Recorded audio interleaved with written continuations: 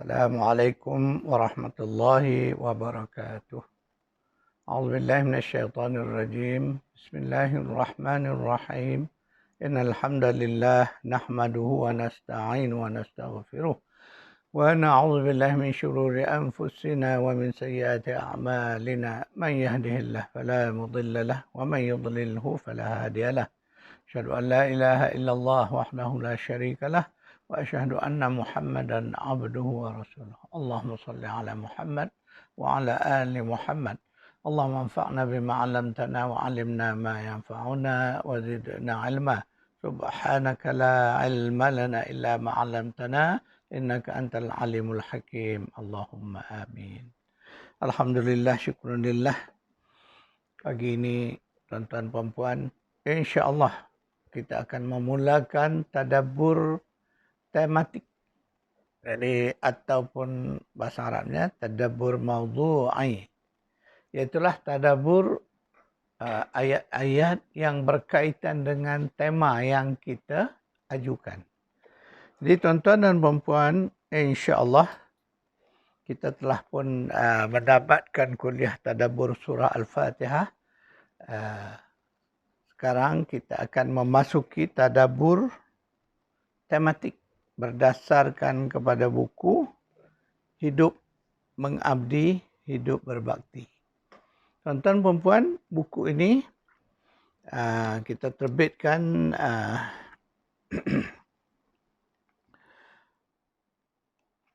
pada tahun lalu, di penghujung tahun lalu kita terbitkan. Jadi temanya, tajuknya ialah Hidup Mengabdi, Hidup Berbakti. Buku ini setebal 306 halaman, ya, 306 muka surat. Ia khusus membincangkan tajuk atau tema. Itu disebut maudhu'i itu. Tema dia, iaitulah tema tentang kehidupan. Jadi itulah isu yang dikupas di dalam buku ini dengan cara mentadabbur ayat-ayat berkaitan dengannya. Maka kita namakan ia tadabbur tematik. Jadi tuan-tuan biasakanlah ya. Jadi tadabburnya ada dua, tadabbur surah. Yang ini kita mentadabbur berdasarkan satu-satu surah. Seperti mana kita telah menamatkan tadabbur Al-Fatihah, iaitu kita tadabbur seluruh ayat-ayat di dalam surah Al-Fatihah. Demikian juga dengan tadabbur Yasin, iaitu dalam buku saya yang tajuknya Al-Quran yang Berhikmah, iaitu mentadabbur seluruh ayat-ayat yang ada di dalam surah mengikut susunan ayat yang ada di dalam surah. Berbezanya tadabbur tematik ini, kita mengambil satu-satu tema, tetapi kupasannya adalah berdasar aktiviti tadabbur juga. Kita mentadabbur ayat-ayat yang berkaitan dengannya. Contoh buku yang kita akan tadabbur mulai pagi ini, insya-Allah, iaitulah tajuknya Hidup Mengabdi, Hidup Berbakti. Jadi secara umum kita memahami, inilah sebenarnya penemuan atau hasil setelah kita mengkaji ayat-ayat Al-Quran, kita akan menemukan rupa-rupanya hidup ini ada dua bentuk. Maksudnya tadi dalam kita melakukan amal soleh kita yang kita sebut sebagai ibadah, iaitu aktiviti mengabdi diri kepada Allah, kita sebut sebagai ibadah. Jadi di dalam ibadah itu, kalau kita perhati dan kaji lagi, inilah kita temui dua benda. Dia ada dua benda, iaitulah pertama, pengabdian diri kita kepada Allah. Itu yang disebut mengabdi. Ya.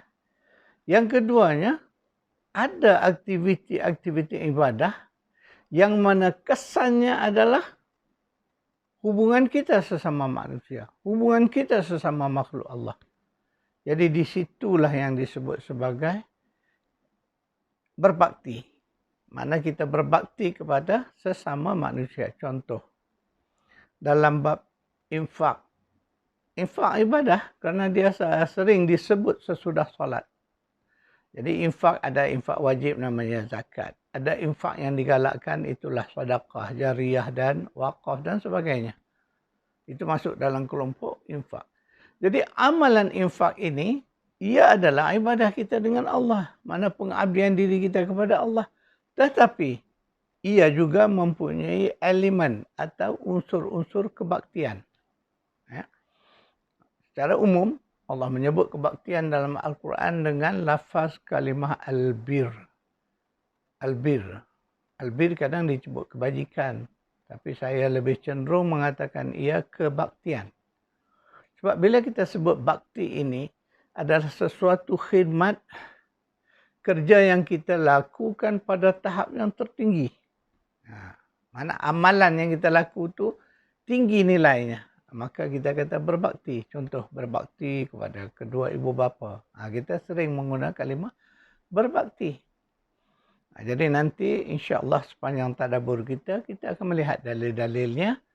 Daripada situ nanti kita faham dan kita akan mengerti kenapa Allah memerintahkan kita melakukan juga ibadah-ibadah yang mana kesannya kita berbakti kepada sesama manusia. Contoh itulah saya kata tadi, amalan zakat. Infak tadi termasuklah zakat, sedekah ataupun wakaf. Jadi aktiviti-aktiviti sedemikian adalah untuk sesama manusia. Mana menjalin hubungan, merapatkan hubungan kita dengan orang lain. Sama juga dalam aktiviti-aktiviti yang dipanggil islah, perbaikan. Ketika mana kita melihat alam ini rosak binasa sebagaimana yang Allah sebut di dalam surah Rum ayat 41. A'udzubillahi minasyaitonirrajim. Zaharal fasada fil barri wal bahri bima kasabat aydin nas. Jadi di ketika itu Allah menyebut bahawa telah jelas nampak oleh mata kita kerosakan. Baik di darat, baik di lautan. Disebabkan oleh perbuatan tangan-tangan manusia. Ketika berlaku kerosakan, Allah menghendakkan kita melakukan islah, perbaikan. Mana kita kena perbaiki. Kena tegur orang-orang yang melakukan kerosakan. Dalam waktu yang sama, kita perbaiki kerosakan yang ada dengan tangan kita. Dengan keupayaan kita. Itu maksudnya. Jadi ketika kita melakukan hal-hal sedemikian, kita melihat. Yang rosak siapa tuan-tuan dan puan? Alam kita kan. Jadi ketika melakukan islah, memperbaiki kerosakan pada alam ini, di sana adalah unsur-unsur yang dipanggil kebaktian tadi. Itulah benda yang kita kena faham. Jadi umumnya, mengabdi ini kita dengan Allah. Contoh kita salat, kita berzikir, ya, kita melakukan ibadah-ibadah langsung dengan Allah. Contohnya, kan? Makna ibadah itu langsung. Tapi contoh mari kita melihat puasa. Ibadah puasa. Ibadah puasa kita buat kerana Allah perintah. Kerana mentaati pada Allah. Menahan diri kita. Tapi di dalam ibadah puasa itu ada elemen-elemen kemanusiaan. Dengan puasa itu kita sadar diri kita. Ketika mana kita susah. Kerana tidak makan, tidak minum menyebabkan kita kelaparan. Di saat itu kan timbul kesedaran. Timbul keinsafan untuk kita saling membantu orang lain yang lebih susah.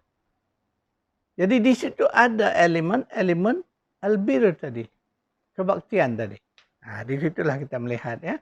Jadi nak memahami skop ni insya-Allah kita akan tadabbur berdasar pada buku Hidup Mengabdi Hidup Berbakti.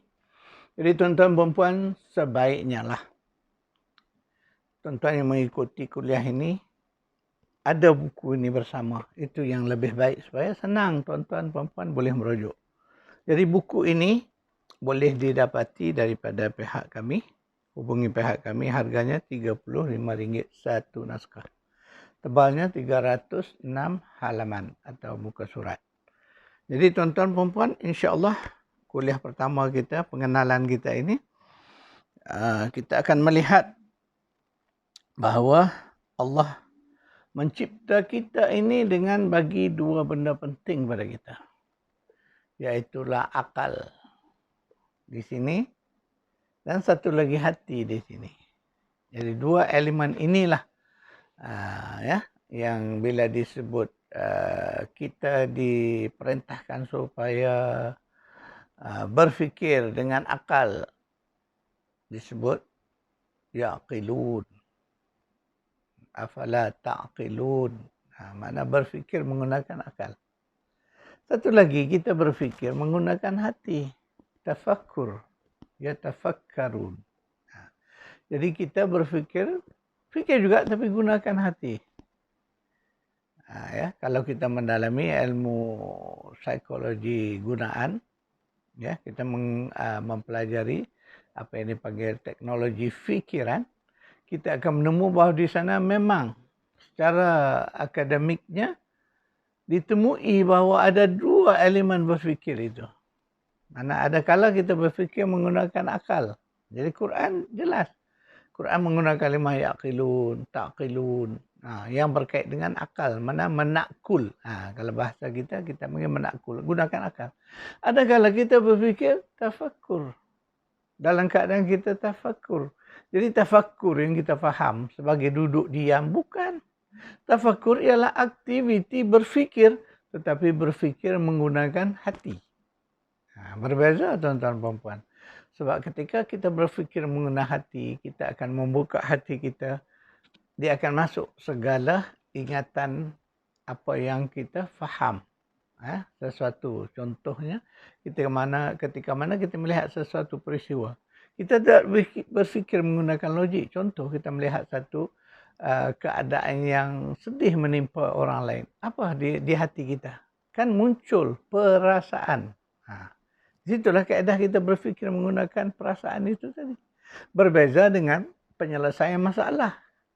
Penyelesaian masalah biasanya kita akan berfikir menggunakan takulan. Akal kita. Nak mencari penyelesaian. Bagaimana? Contoh, bila kita belajar matematik. Kita menggunakan takulan. Tapi di saat kita memikirkan kesan-kesan, contohlah sekarang peperangan yang menyebabkan manusia sengsara. Jadi kita berfikir itu dengan hati, tuan-tuan dan puan.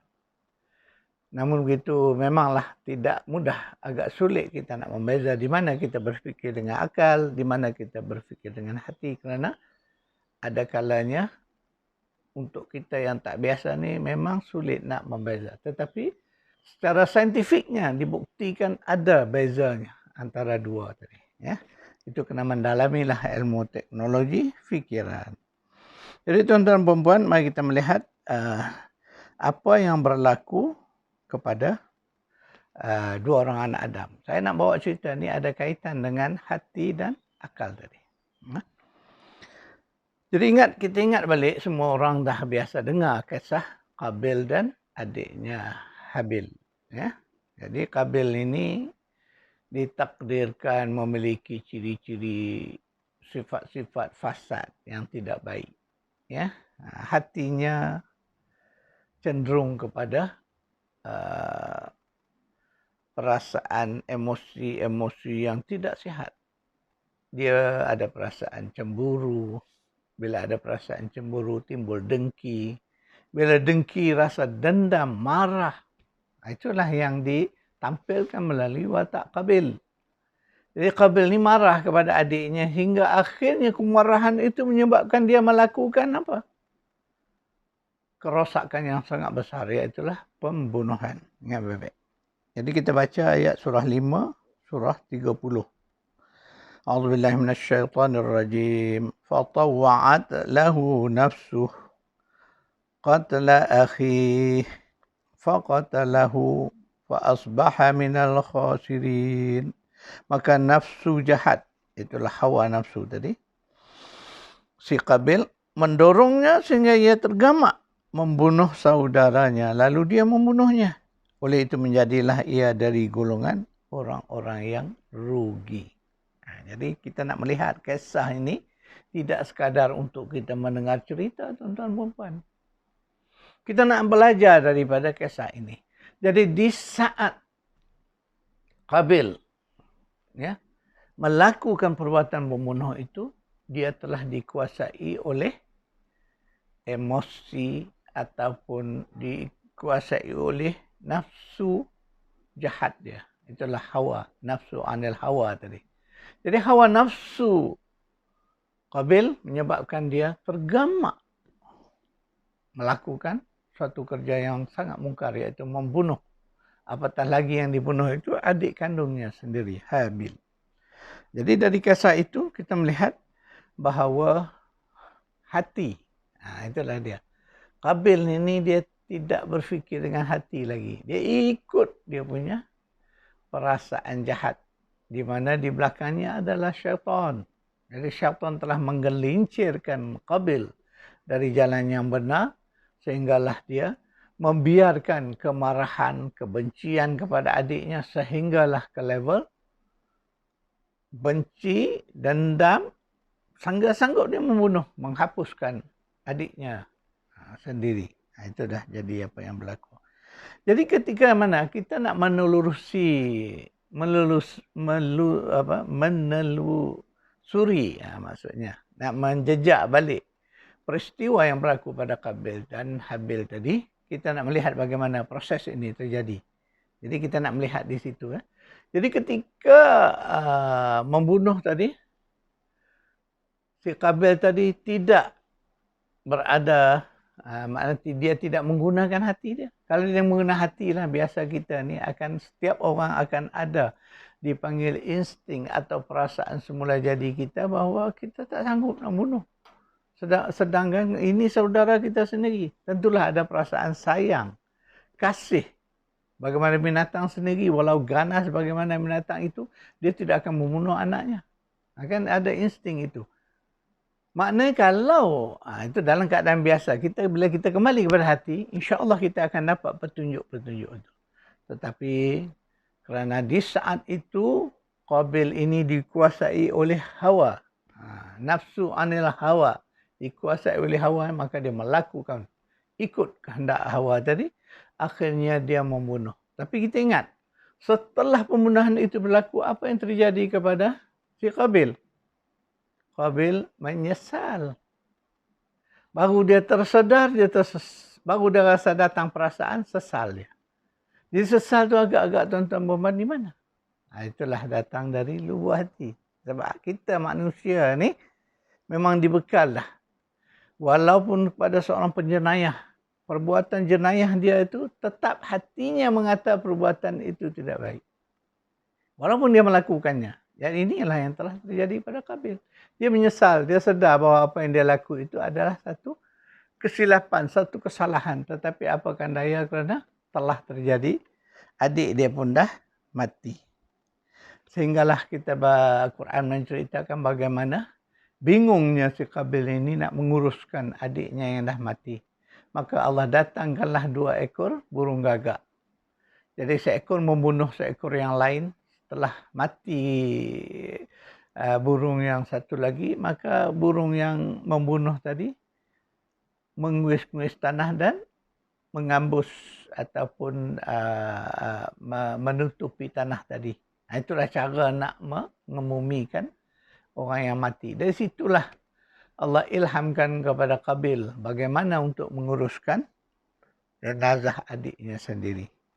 Jadi di saat itu cuba bayang. Maknanya Qabil barulah datang ke hati dia. Jadi sebab itu orang kalau agak-agaknya dia tidak ada perasaan sedar, perasaan insting semula jadi itu, agak-agaknya hendakkah dia mengemumikan adik dia? Tentulah dia biarkan saja. Jadi dari kisah itu yang kita nak pelajari. Bahawa Allah memberikan manusia ketika kita Nabi Adam dicipta. Allah bagi 2 benda besar kepada kita manusia ini. Allah bagi akal, Allah bagi hati. Dua-duanya hendaklah digunakan dengan baik, dengan seimbang. Kita tidak hanya boleh bersandar kepada akal sahaja. Kerana ingat tuan-tuan perempuan, akal tidak akan menyelamatkan kita. Dalam hal-hal tertentu, kita memerlukan akal untuk berfikir. Tetapi, walau bagaimanapun, kita tidak boleh melupakan hati kita. Sebab hati kita ini selalu memancarkan petunjuk-petunjuk Allah di sini, di hati. Iman itu turunnya di hati, bukan di sini. Ingat tuan-tuan. Sebab itu kita orang beriman ni, hati adalah sandaran yang paling kuat pada kita. Malahan ketika kita berfikir menggunakan akal, ketika kita taklidun tadi, kita sandarkan kepada iman kita. Dan iman di mana, tuan-tuan? Iman di hati. Ya. Jadi disitulah rahsia kita. Dan perkara-perkara yang saya ceritakan ini adalah perkara-perkara ruhaniah, benda yang tidak nampak, non-fizik. Tetapi kita sebaik-baiknya memahami. Kerana apa?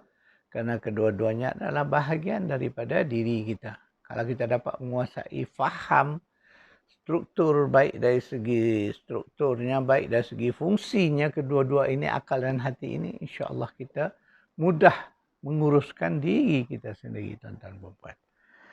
Jadi sekadar itu dulu kuliah kita ya, tuan-tuan puan-puan. Apa yang kita tadabbur hari ini, maknanya saya akan buat sedikit catatan di papan putih untuk memudahkan.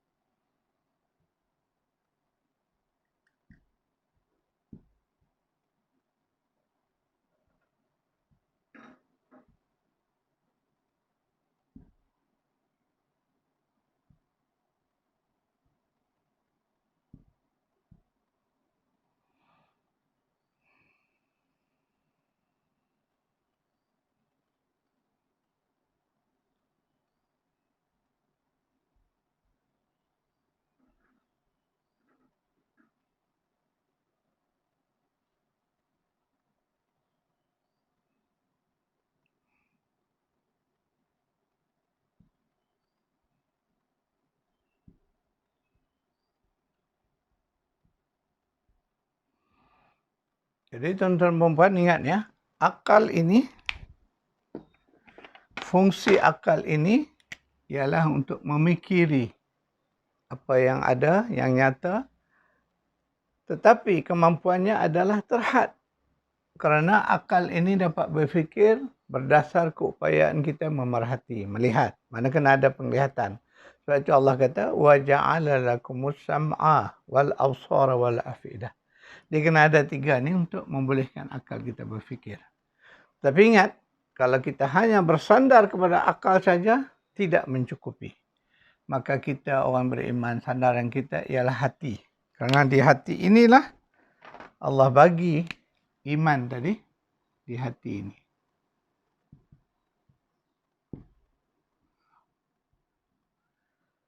Jadi kelebihan kita orang-orang beriman, ini ada. Kita selalu bersandar pada hati. Tapi kita tak tinggalkan akal. Kerana kita kena berfikir juga.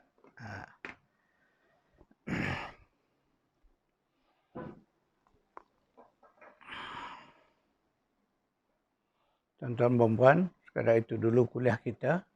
InsyaAllah kuliah-kuliah yang akan datang ni kita cuba lakukan dengan tidak melebihi tempoh masa setengah jam. Ya, insyaAllah. Sekadar itu dulu kuliah kita siri pertama ini, insyaAllah. Kita bertemu lagi dalam kuliah berikutnya. A'udzubillahi minasyaitonirrajim. Bismillahirrahmanirrahim. Alhamdulillahirabbil alamin wassalatu wassalamu ala asyrafil anbiya'i wal mursalin wa ala alihi washabbihi ajma'in. Allahumma arhamna bil Qur'an waj'alhu lana imaman wa nuran wa hudan wa rahmah. Allahumma zakkirna minhu ma nusina wa 'allimna minhu ma jahilna warzuqna tilawatahu ana al-lail wa atraf an-nahar waj'alhu lana hujjatan ya rabbal alamin. Rabbana atina fid dunya hasanah wa fil akhirati hasanah wa qina 'adzaban nar. Sallallahu ala Muhammad wa ala alihi wa sahbihi ajma'in. Walhamdulillahi rabbil alamin.